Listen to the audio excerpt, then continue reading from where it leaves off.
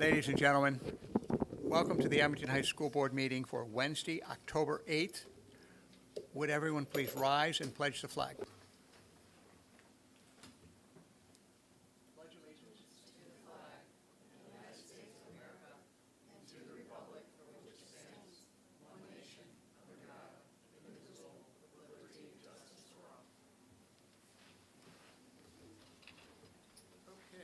Okay. May we please have roll call?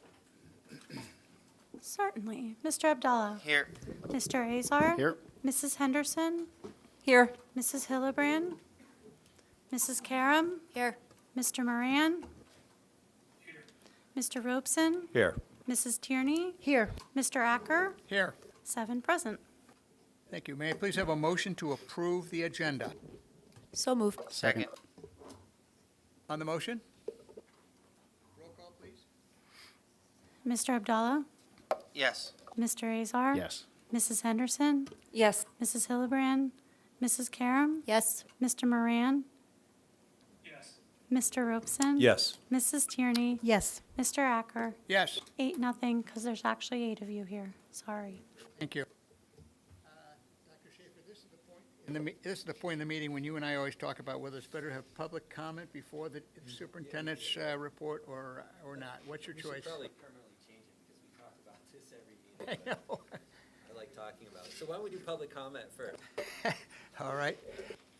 Is there anyone who would like to address the board? Public comment. We ask you to come forward, state your name, your address, and hopefully keep your comments to 3 minutes or less. Unless you're Mr. Mirabelli, in which case we'll give you all the time you want. Okay. Mr. Staller. Appreciate the time. Good evening. I'd like to get your comments tonight on articles about districts, some very close to ours, in size and proximity, that are struggling financially due to the state budget impasse. We're at 100 days. Some of those districts are freezing spending. They're using savings and building funds, even additional borrowing.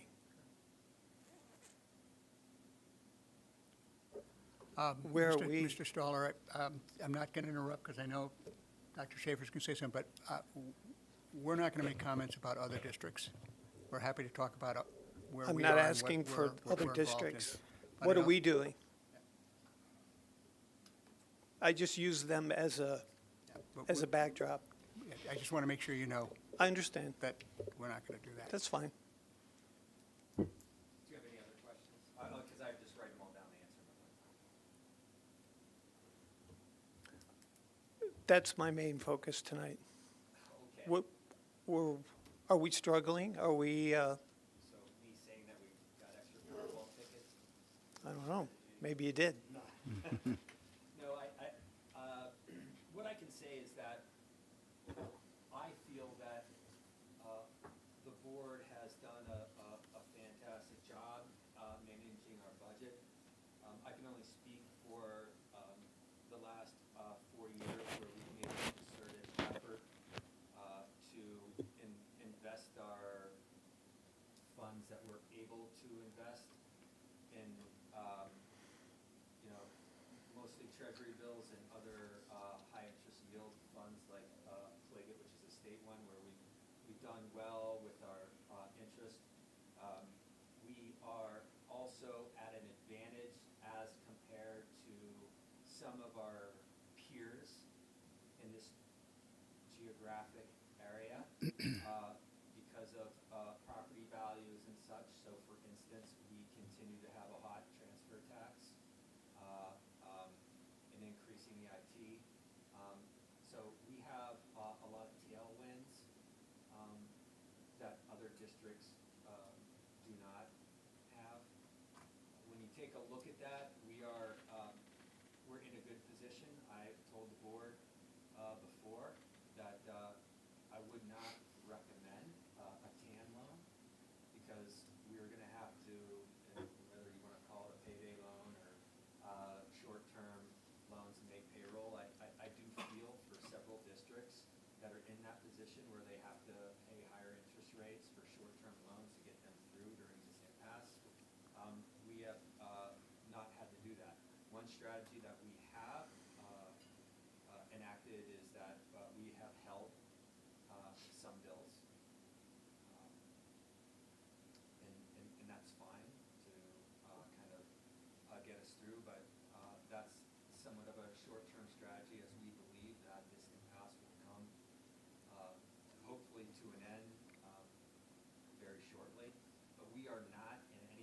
position where we would have to make any of the decisions or trade-offs that you spoke about or you see in some neighboring districts. So for instance, if I were back in Philadelphia, there would probably be a hiring freeze. And I'd also tell you, in Philadelphia, based on multiple variables, that they have a high turnover rate. As a result, they're constantly hiring, so they put a freeze on it. A lot of our hiring happens in the summer. We're fortunate that way. We do have, people that we have to hire through the year and things like that, like everybody else, but we're not as volatile on the staff. So we are in a good position given the conditions. Okay. Just on your budget, 24, 25 years finished, and you're into the 25, 26 year. Will there be upcoming updates as far as budget analysis that you'll put out on the, Sure. So what you'll observe in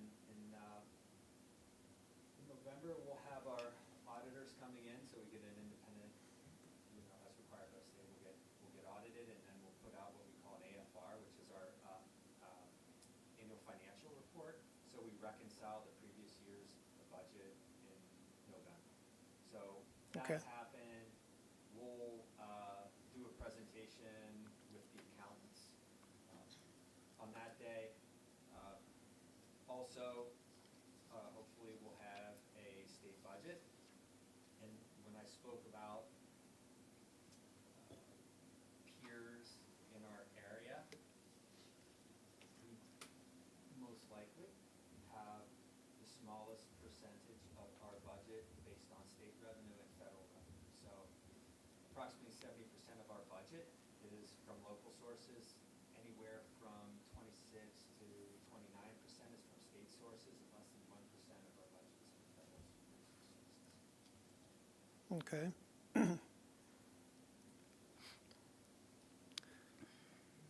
I'll leave it at that. Thanks for the time. Thank you. Thank you very much. Okay. Dr. Schaefer. I'm sorry, we have one more. I apologize. Thank you.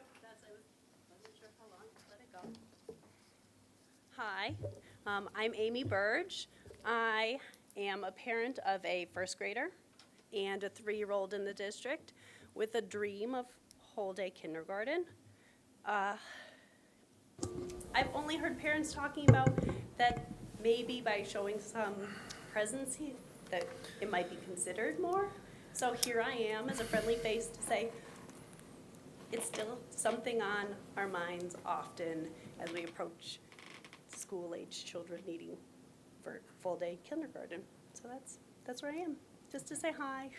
Maybe there'll be more strength in numbers as I can bring my friends to the same event, but that's all. That's where I am. Thanks. So Thank you say very sweet. much. Thank you. Thanks.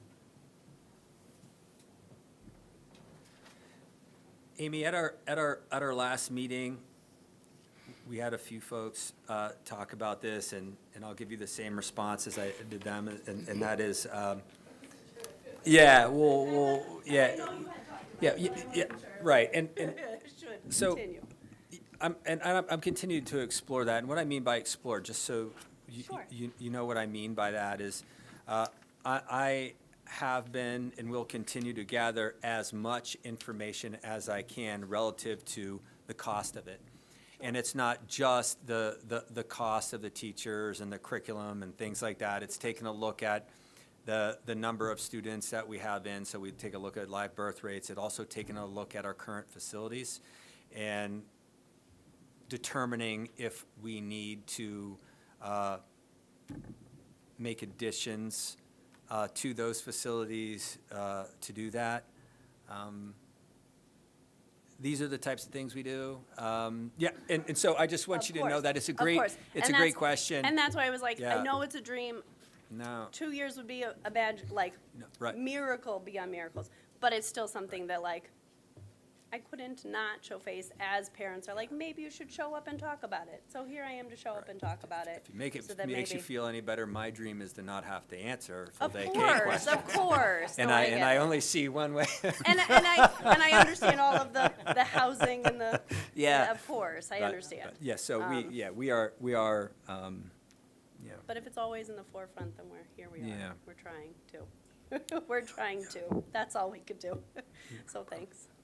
Thank you. Thank you very much.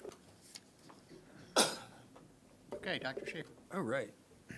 I have just a couple brief comments here.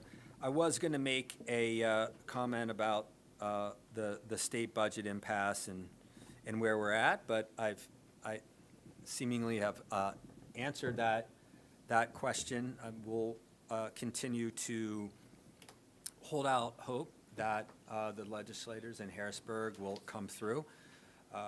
What I would tell the public is that behind the scenes, we work with our local legislators. We have continued conversations with them about what our needs are, about what our concerns are. Oftentimes, we answer questions from legislators about, hey, what if we considered this, or what if we considered that? What would the impact be on our constituents? So there is a lot of dialogue and certainly what I would imagine a lot of trade-offs happening at the state level. And again, hopefully soon we'll have a budget in place, and then we'll be able to make more informed decisions throughout this year and into the following year. So I do want to mention, I mentioned it before in the last meeting, but I want to say thank you to all our members of our community, our teachers, our staff, our students for a great year so far. It's been fantastic. You know, it's frustrating driving in Pennsylvania, right? Because it seems like the construction always happens as we're coming back to school, and with all the rain in the spring, we got more of it. So hats off, because my concern is always student safety, particularly when we get into the beginning of September. You know, there are 3,400 students that were not in school for 3 months coming back. There's another 300 staff members. There are 50 buses and vans. Everybody's on the road over these 69 square miles of Abington Heights. And I just want to thank everybody for their patience. We had a lot of work happening at the high school. Our school community was patient while we were going through that. We've made changes to the entrance at the middle school, specifically where we're dropping off. We moved the front of the school to the back of the school. All of our parents have been very patient with that, and I really appreciate that. Our neighbors around the middle school, you know, I thank them for their patience. I know that it's difficult to look at times, and you're going to have runoff at times, like when we had that storm last week, and we will do our very best to be good neighbors and attentive to the needs of the people surrounding and living around the middle school. So I want to thank them. So far, we are on track. Like many large construction projects, we face challenges on the daily. Nothing that has been insurmountable. But I just want to manage expectations around that. And I'm not delivering some secret message here. I'm just saying there will be times when you're dealing with a $50 million project that's in total over 70,000 square feet, that things are going to pop up.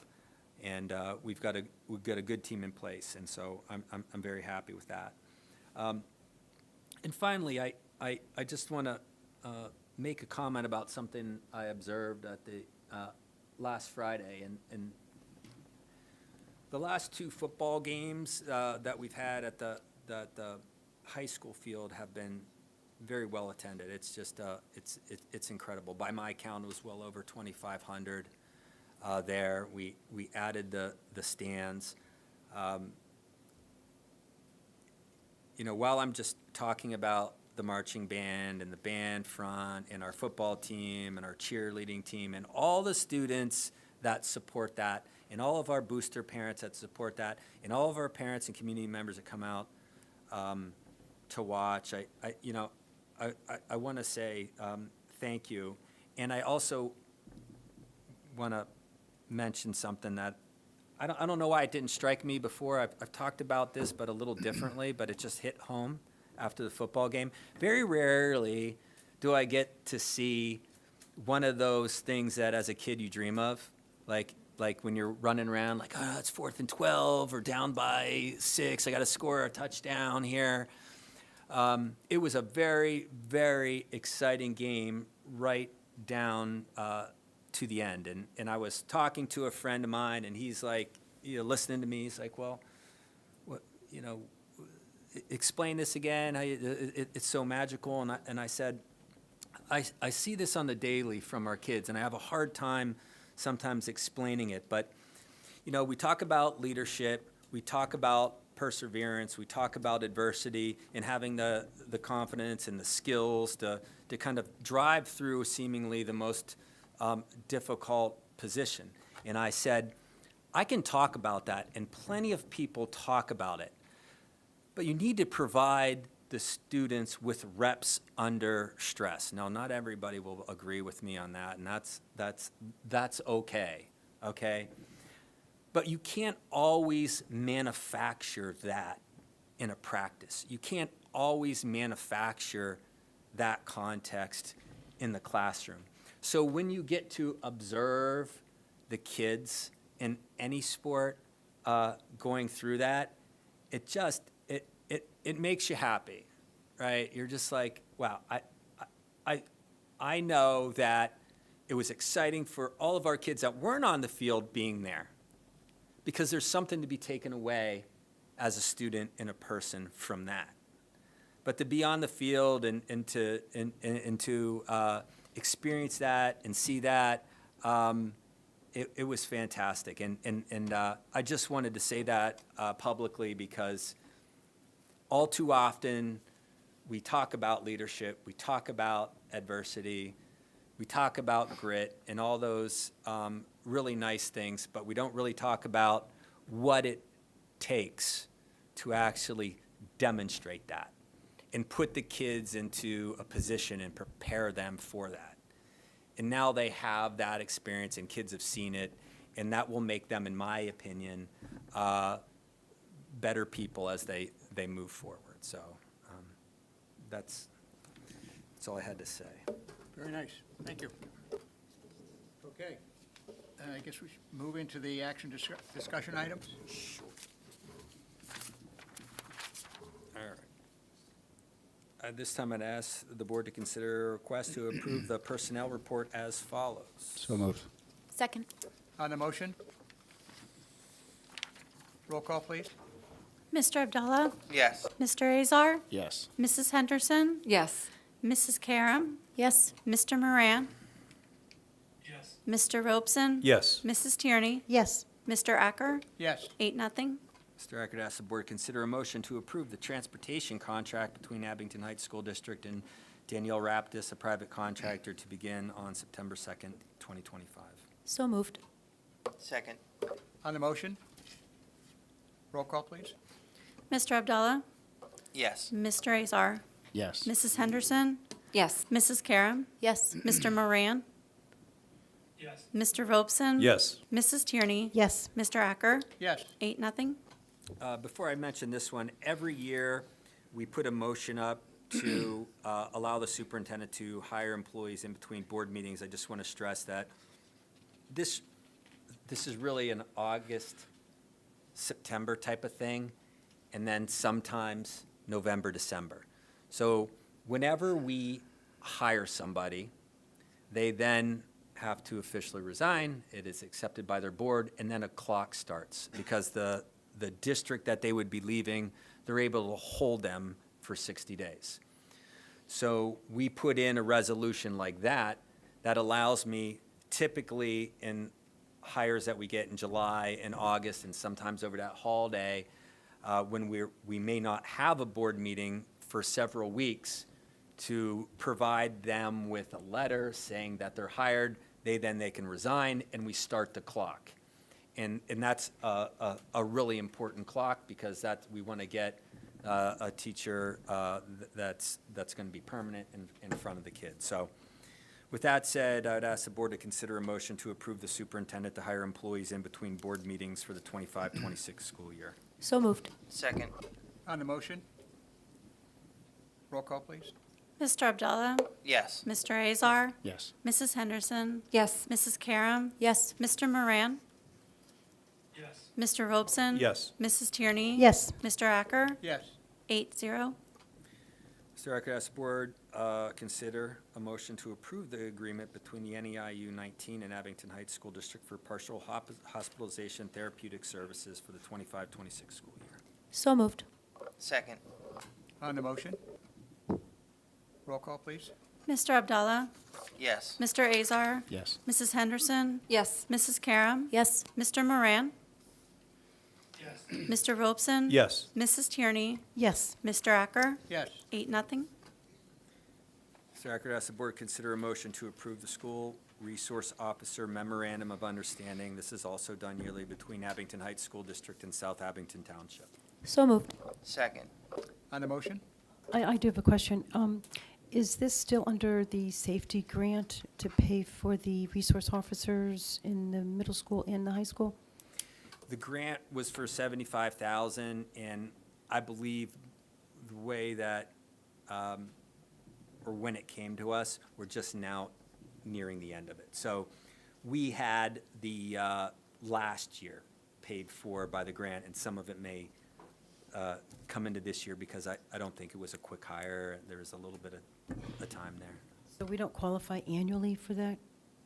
No, it's a competitive grant, and there's only a few available, but when it comes out again, I will apply again. But there's so few of them.